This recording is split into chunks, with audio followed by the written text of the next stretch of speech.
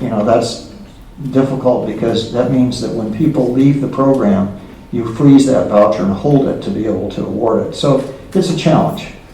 That challenge can be overcome. I don't think you have to do 2,400 all at once. But I think as a policy, the agency could decide that it wants to do a certain amount of project basing every year. I actually had begun working on another report, and I have another report that I'm working on. It's almost done. And in fact, it was a report I was going to get to you last month. And then I realized that I felt this was a higher priority. So I shifted to do this one, and I spent quite a bit of time the last 6 weeks visiting every public housing property. So I shifted that. I have another report that I'm working on, and it deals with this issue. I think there are several opportunities you have. And let me just speak briefly about them now, and we can expand on them, and I'll finish that report and give it to you. This agency has assets that, if combined, could really support affordable housing development in this community. And these assets are your team. This is an incredible group of people here. They have experience, they have capacity. They can support new strategies. We're not all in agreement on how we do it all. That's all has to be worked out. And you'll figure that out when you hire your new executive director and that person provides leadership. But that's one asset you have. Second asset you have is you have vacant land. I think it's about 12 parcels. I'm not sure the exact number. I've seen some of them. Some of them are very attractive locations. One of them is close to, I think it's a library, maybe a school. So you've got land. You have project-based Section 8 capacity. It is being underutilized. The question you're asking, Commissioner McCurdy. Third, you have Faircloth. I don't know if you know what Faircloth is. Faircloth is in a sense, it's a bank account. At one time, this housing authority had more public housing than you have today in terms of units. Now, I don't think this includes the RAD conversions, but these are units that were part of your portfolio that are gone now but weren't replaced with RAD units. And I believe you have somewhere over 400. I don't know, I've heard a higher number as well. But HUD has come out, the federal government has come out with guidance that says if housing authorities have Faircloth authority, you can RAD the Faircloth units, which means you now have an operating stream, an operating subsidy stream. Now, it's not as good as Section 8, but you could combine Faircloth with project-based Section 8 and put in a tax credit deal, and you could reach a wide range of incomes, to have very broad range of income. You could use Section 8, and you'd be reaching down to people well below 50% of median income for Section 8. With a Faircloth, you could reach, well, you can't, in tax credits, you can't go above 60%. So you could use the Faircloth for everybody else. Plus you have tax credit capacity. So I'm not sure all the mechanisms. Some of it might be where housing authority had the land, the Faircloth, and the project basing, and you entered into a partnership with, it didn't have to be profit or nonprofit developers. You could be in an ownership, you wouldn't be in an ownership role if it's tax credit, but you could be in a controlling role through the land or through the general partnership. So there are opportunities to be explored. And I agree with you. I think there's more opportunity with project-based Section 8. When you keep this in mind, when you give a person a voucher, you give them a choice to go anywhere they want on the market. If you project-base it, you've taken that choice away. But they're out in the market, bumping heads with every other person that's in this tight market. If you do a project-based unit, you got direct access into probably a brand new property. It might be a rehab, but it'll be totally up to date. So there are trade-offs that you'll have to decide, and I think as policymakers, that's appropriate in your role as commissioners to determine what that policy is and how much you want to blend. Remember, you can't go above 20% anyway, so you wouldn't by any means destroy your housing choice voucher program by committing a few hundred a year or something to get that started. So I really appreciate the question, and I think it's an important one. And I hope that the commission will take time to look at it. And again, remember my sixth recommendation is that I would recommend the board create a committee to really dig into this over the next year and provide guidance to your team. Mr. Gressler, just sort of a follow-up to the project-based voucher conversation. Is there a way that we could get some data from that department to kind of see how many vouchers are freed up, are could be potentially frozen for this purpose? Because it'd be interesting to kind of have a frame of reference of how quickly we could get to an amount to then project base, if that makes sense. So I think the data piece is super important for us to understand how we either churn or burn or have the availability for us to do this and repurpose them.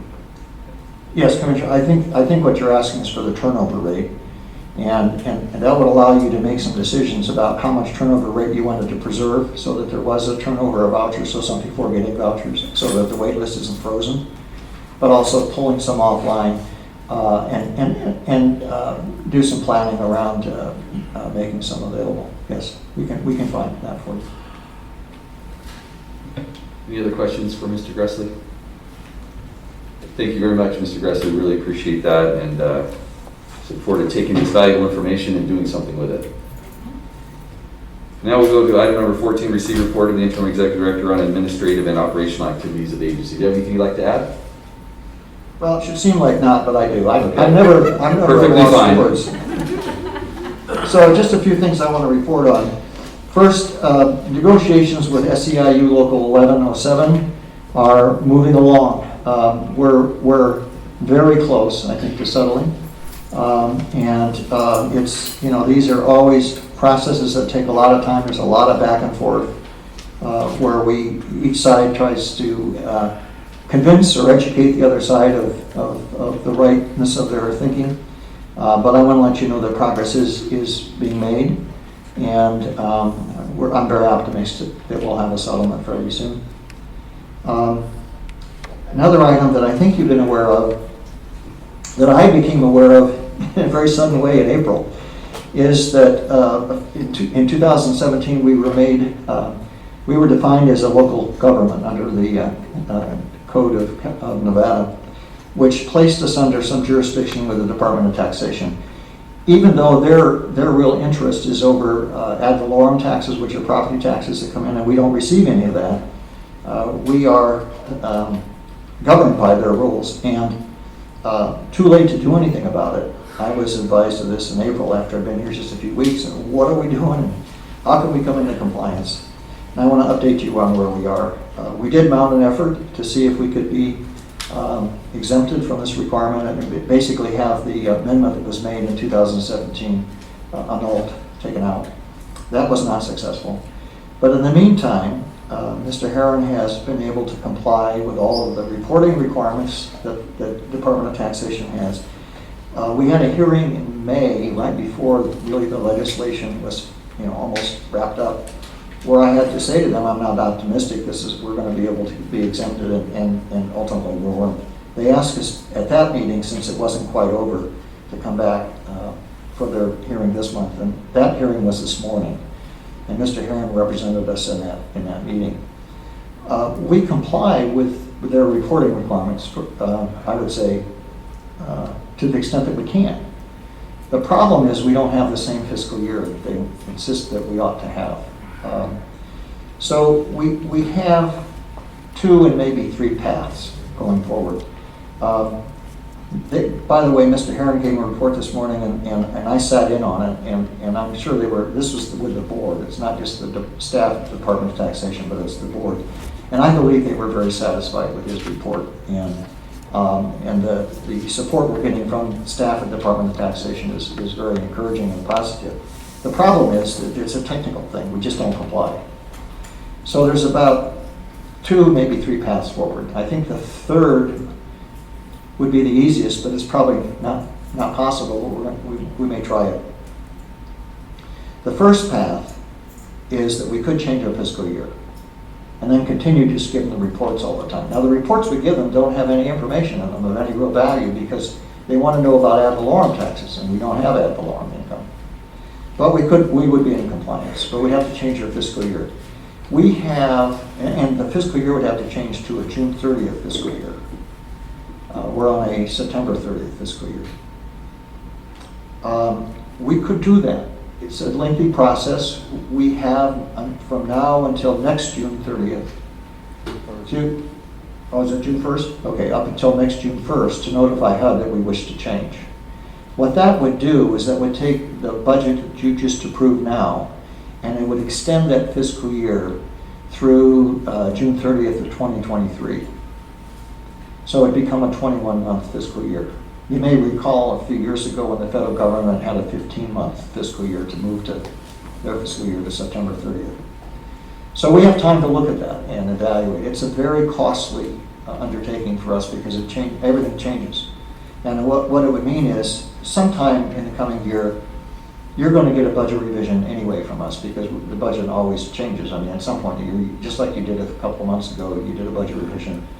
Except what this would mean is sometime next spring, you would get a budget revision extending the budget to June 30th of 2023. So it'd be a much more extensive budget revision. That would be one part of it. We would like to avoid that because that's a pretty extensive undertaking. And by the way, HUD would go along with it. They've done this, and I don't know when the three agencies combined into one here if you face this kind of fiscal year thing or if everybody was on the same fiscal year then. But it's rare, but it's not unheard of that this change occurs. That's one strategy. The other strategy is the legislative strategy that we attempted unsuccessfully before. And this interests us a great deal, and it would be just to have the requirement removed as it applies to the housing. We are the only housing authority in the state that's required to satisfy this.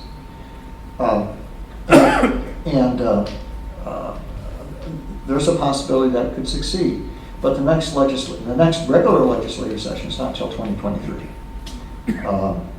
If there's a special session of the legislature at some point, we might be able to tap into that. So that's another option. The third option, which Mr. Herron came up with this morning, which I thought was interesting, they basically said, we're going to kind of exempt you from all this while you're working on this. We realize you can't fully satisfy all those things. We appreciate that you're in compliance with the reports you give us, but we're going to sort of look the other way, exempt you from the requirement informally for now. And Mr. Herron's idea is, well, maybe we could approach a permanent exemption, a recognition that the housing authority just doesn't need to change its fiscal year, that we give an exemption since it's not going to produce any real change in the kinds of information available, and that over time they'll still see all the information, they just won't happen to conform to the dates they're looking for.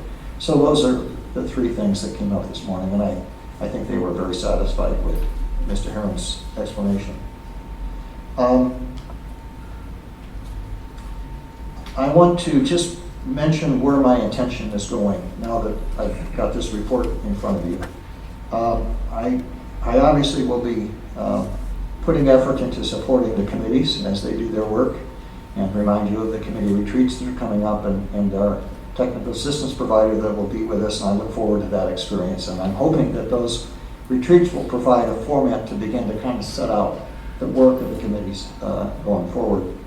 In addition to that, I'm spending time looking at the Housing Choice Voucher program, that entire program. We do have, as I mentioned to you, a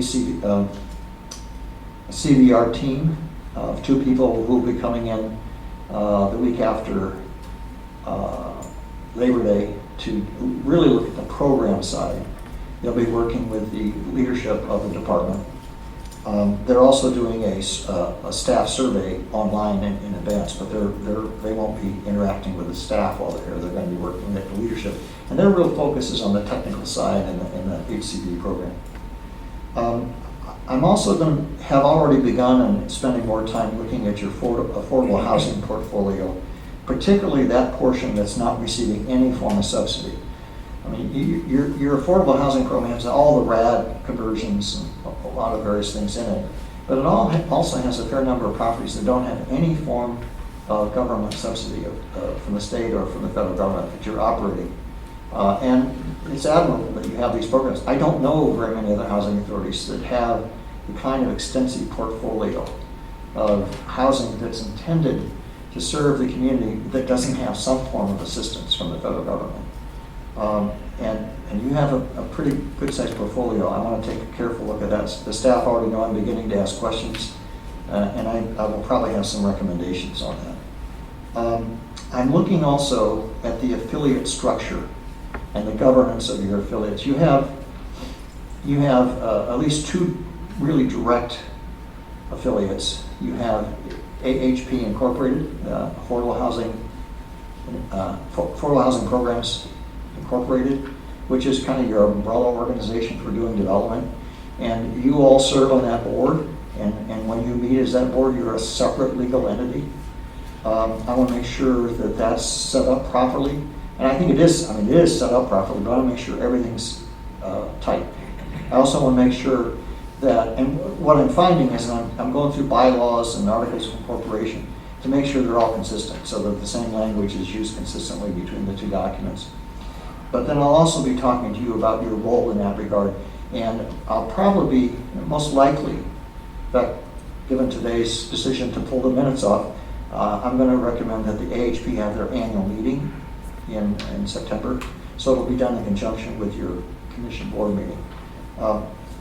You have another affiliate. It's called the Rose Foundation. You don't have to, no show of hands, but how many of you knew that you're on the board of directors of the Rose Foundation? You are. And so I'm doing the same thing there. I'm reviewing the bylaws, the articles of incorporation, and we'll be having an annual meeting of the Rose Foundation, in large part just to make you aware of your role, your governance, and the fact that you are above that organization. And then there's a whole series of LLCs, because every individual property that's been developed over the years has been developed with a different structure and a different limited liability corporation. And while there are not bylaws for those, there is governance, and you are the governing board. So you all serve, by the nature that you're on this board, on about, 10 or 11 other boards, something like that. And I want to be sure that you appreciate that complexity to your role, and you understand that the breadth of this organization with all its affiliates. I offer the opportunity to the vice chair, who's chair of the executive committee. Maybe you might want to comment about where we are in the executive recruitment. Of course, we already held a meeting with the firm that we contracted to help us with the search and the recruitment process. They briefed us on the candidates that were part of the pool. The first pool, there were about 18 candidates that submitted. Proud to say that many of these candidates are coming with public housing experience, so it's not that they don't know the depth and breadth of an agency like ours. So that was very encouraging to hear from them. We went through the resumes, and then we did our selection of who we wanted to advance to the interview phase. We will be interviewing 6 individuals, 1 internal, 5 external, and all of those interviews are slated to take place the first days in September. So we are moving forward, and we're excited just to have the ability to do these interviews. We're still in the process of kind of going through what that interview will be comprised of, so we still don't have the questions and that, but the subcommittee will continue to work with the firm to make sure that we're all on board and we have the questions we want to ask of these candidates with our agency in mind. So we're excited about this continuing its process and course, and we're hoping that Mr. Gressley can also be around to onboard the individual that will ultimately prevail the selection or this new succession. Thank you, Mr. Gressley. Did I miss anything? I will be around to help on board if I live through this. let me just say, I apologize. I threw that to you, and you didn't know in advance I was going to do that, but I felt it more appropriate for you to get a report than for me. No, I appreciate that, and did I cover all the bases? I think so. Okay, thank you. And that concludes my report. Thank you, Mr. Gressley. That was a lot. There was a lot of good stuff, so thank you for that. Any questions for Mr. Gressley? Anyone else's head spinning on things that we have before us to do? Do you have any comment, Mr. McCurdy? Yeah, comment and also a question. I just want to, number one, just let Mr. Gressley know we appreciate the work that you're doing. Really, truly appreciate the information you provided today in both your reports. Just one question that I have, was there going to be an update on the comments or concerns that we had at our last meeting with tenants who came up, and we did promise on the record that we will follow up with them, and just wanted to make sure that that was done. You're absolutely right. That was, I kind of named it the why and when. Why isn't it done and when's it going to get done file. And Mr. Gressley, would you comment on that? You had a strategy for us on that. Yeah. Thank you. I believe it's Thanks, in Mr. here. McCurdy. I actually did two things, and it's right at the very back of the packet. I just apologize for not calling it to your attention earlier. We did two things. We tried to take it a little step further. So you will see at the back a memo from me dated August the 12th. It's an incident report.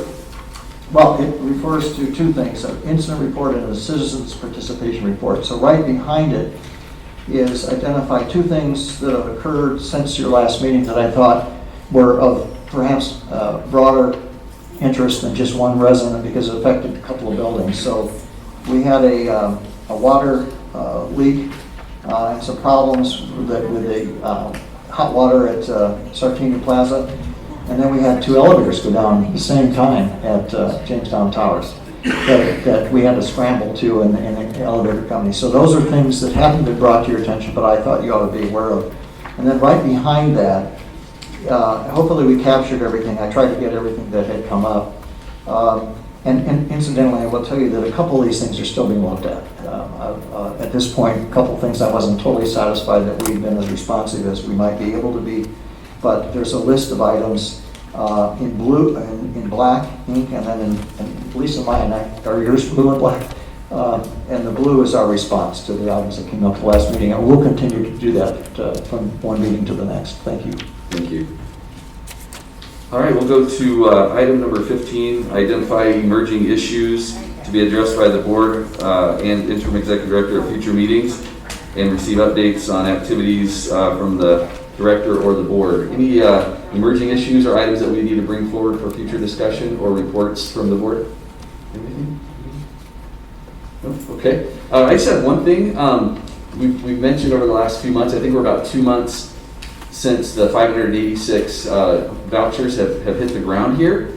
And I would like a report next month on what the utilization of those are, because if there are 586 vouchers that are sitting on a shelf, then they're really not doing much for our community. So I know we're partnering with the COC, Clark County Social Services, so there are a lot of moving parts to really deploy these, and I know we play a vital role in that. So I just like to make sure that we're doing everything we can that we have control of to keep those moving so we can get those utilizations. We'll give you a report next month. Great, thank you. Yes, sir. Yes, I just wanted to take a personal point of privilege and shout out Martha Floyd and her team for the past. We had a series of events over this past month.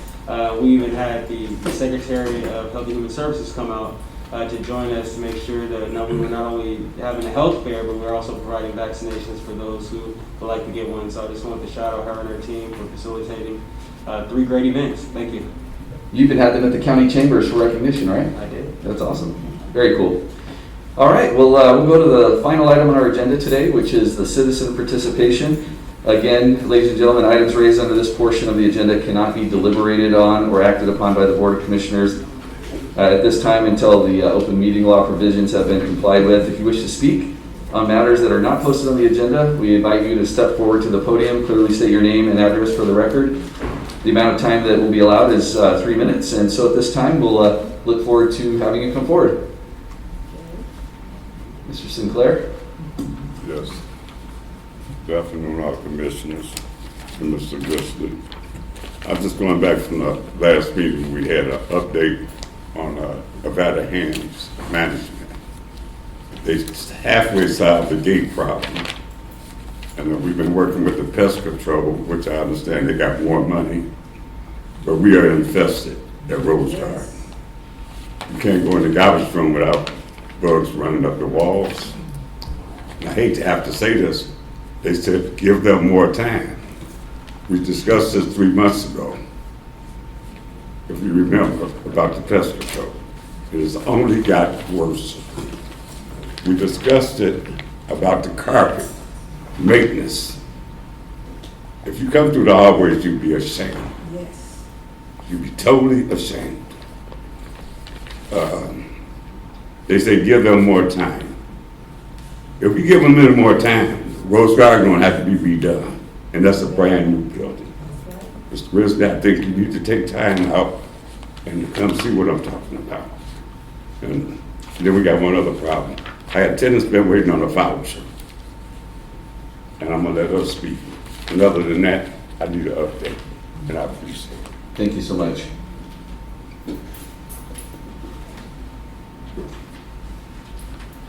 Good afternoon. Yeah, I'm a little short. Thank you. Good afternoon. My name is Yu Wooten, and I'm from the Rose Garden. And I was told that if we there, that, you know, about the vouchers. So I just would like to update on that because I really do want it. I did everything that I was supposed to do to receive it, and I have not. And so that's my thing. And with the roaches. That's really, but I take care of mine, thank God for that, but it's really infested here.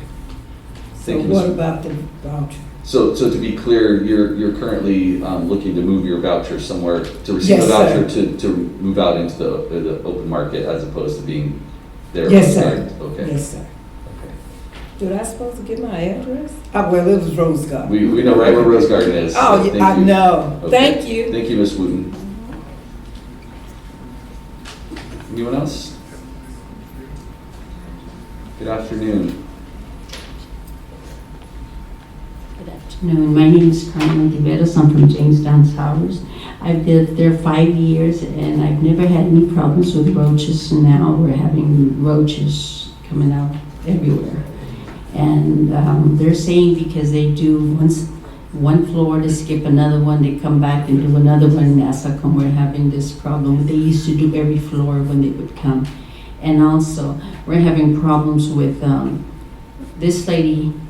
She had this problem with her sink. It was her kitchen sink was stuck up. She's been calling them, they don't come, and when the water goes from the sink, it goes to the bathroom sink.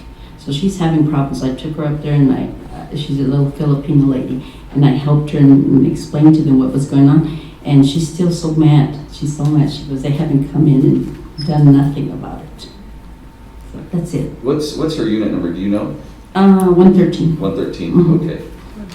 So you don't have to stand there, but in terms of our discussion earlier, if you recall, the procurement for preventive pest control, with the new pest control on board to finish out the year, I'm hopeful that we'll be able to do some assessments at the property level with the protocols for the pest control services to make sure that it's sufficient and done in the right way to address these concerns. So I think we have a new opportunity to do it right based on our action today, and we'll be monitoring that. Anyone else like to speak during public comment? Seeing none, thank you all so much for being here this afternoon, and this meeting is adjourned.